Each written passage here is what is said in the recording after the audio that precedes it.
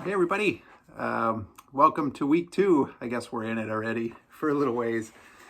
I'm just going to start with a straight up apology for the lateness on the video coming out. I'm out of town again this week, so this might be a repetitive thing. Not the lateness, hopefully, but the setting. So I'm not at home today to give or in my office to give the video, so it's going to be like a Where's Waldo for this month, I think, until I can get back home and get settled, probably about after Thanksgiving.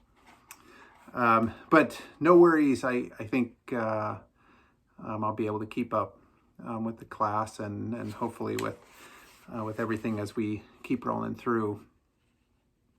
So if you, as usual, I'll get to your emails as soon as I can, but send them because I'll get right back to them. So I think I may have mentioned this in one of the other videos that I restructured a big part of the class. And so there's going to be some things that are going to look a little sketchy, perhaps, that don't maybe work out. And just let me know so I can fix them for the next time. I guess the next time would be not you guys, but it would be the class in the spring.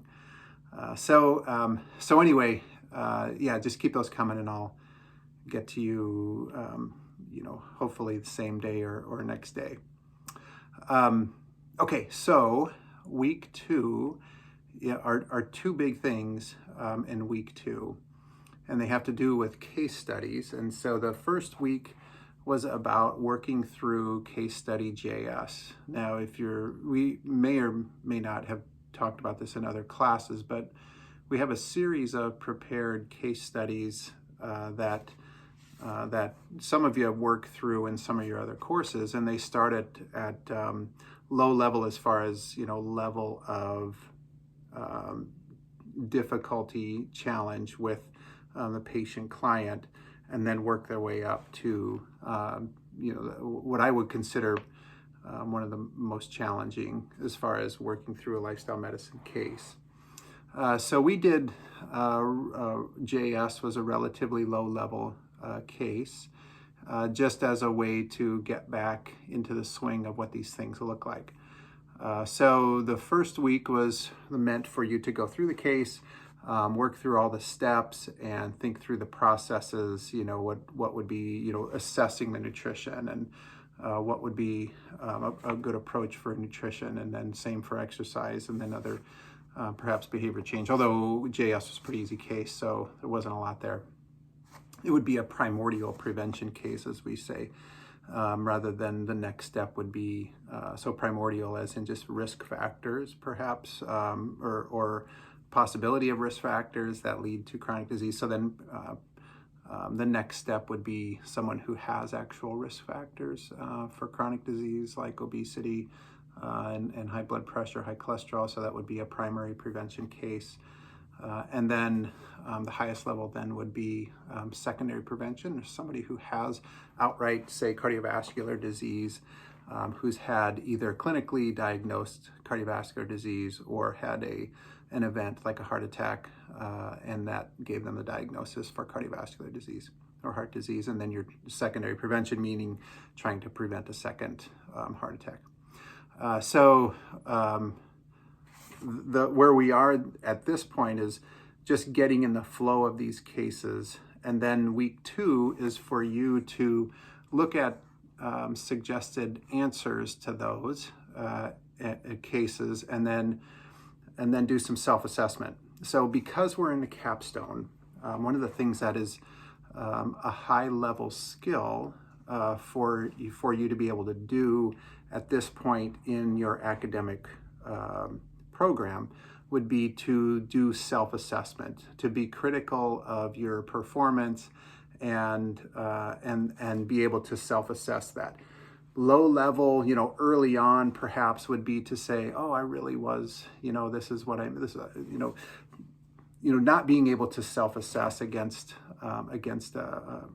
perhaps a standard. Not that these case answers are standards.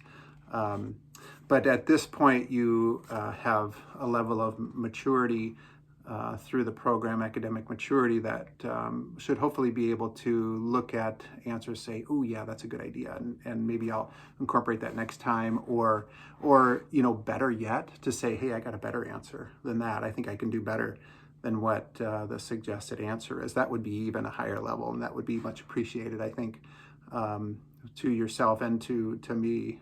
Not that say you have to do that, but again, that's a higher level of learning. So that's what week 2 is to go through and look at the suggested answers, and then do a self-assessment. Okay, a couple things.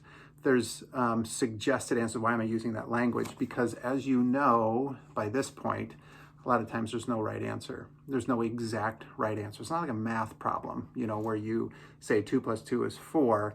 This is a nuance. There's an art there's a skill definitely, but there's an absolute art to integrative health and wellness, to lifestyle medicine, to working with people on behavior change. And so there's no one exact right way to do it.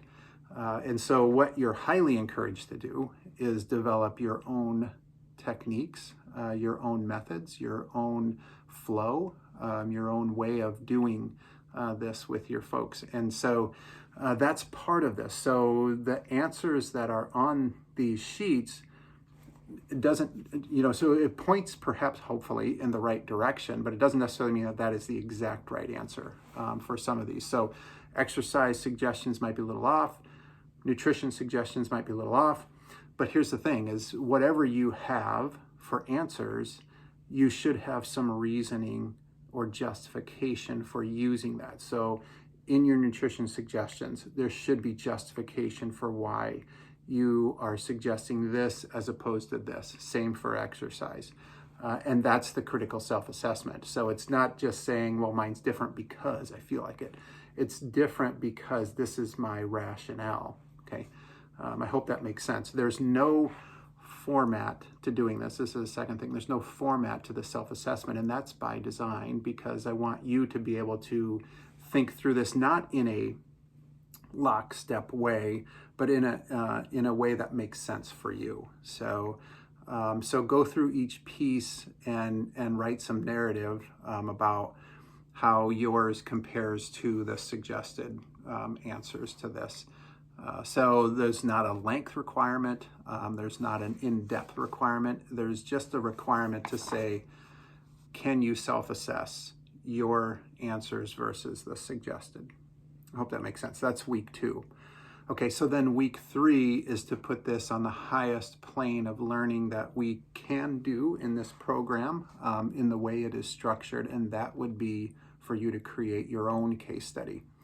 So if you look at the taxonomy of learning, there's one that many educators use. It's called Bloom's taxonomy. The highest level of Bloom's taxonomy, meaning the highest level of learning that you can do, is to be able to create. So taking the information that you've learned and being able to use your creative skills and develop something new.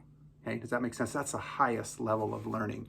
And that's why this is in the Capstone. This is where, though I felt it was necessary to put this type of assignment into the Capstone course, and this is new for this Capstone course, to be able to do this assignment. So this is why I started off by saying, okay, if something doesn't look right, if something's not, making sense or jiving or with the flow that just is a little wonky, let me know, because the point is to have everyone who is finishing the Integrative Health and Wellness Master's Program to be able to develop a high-level, in-depth, creative case study.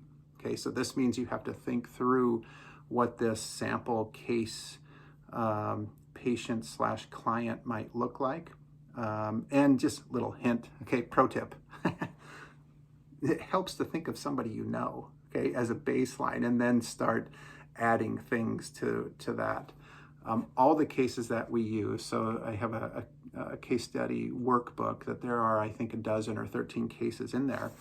And the ones that I started creating from scratch, it was based on people that I know and have worked with, some families, some patients, But then I gave this as an assignment to students, doctoral students, many years ago, and this was their assignment to create cases because it's a high-level skill.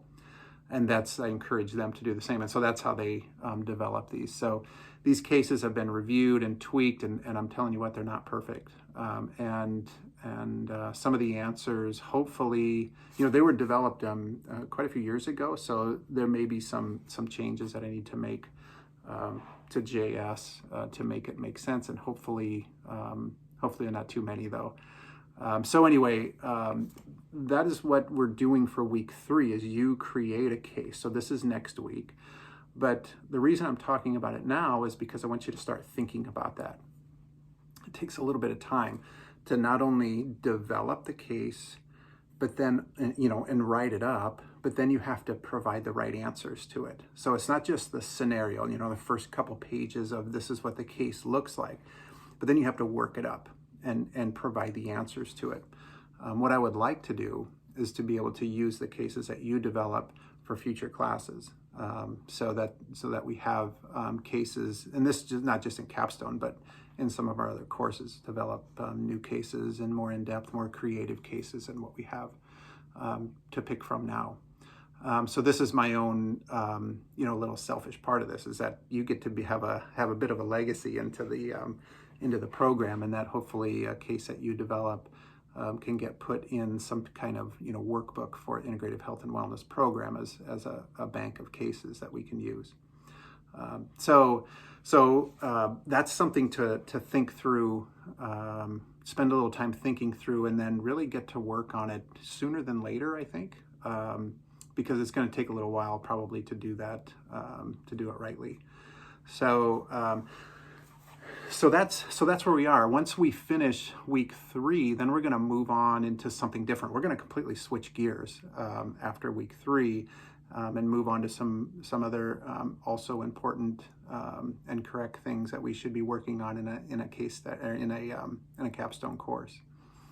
So I'm looking forward to that. It's really about social justice and social determinants of health.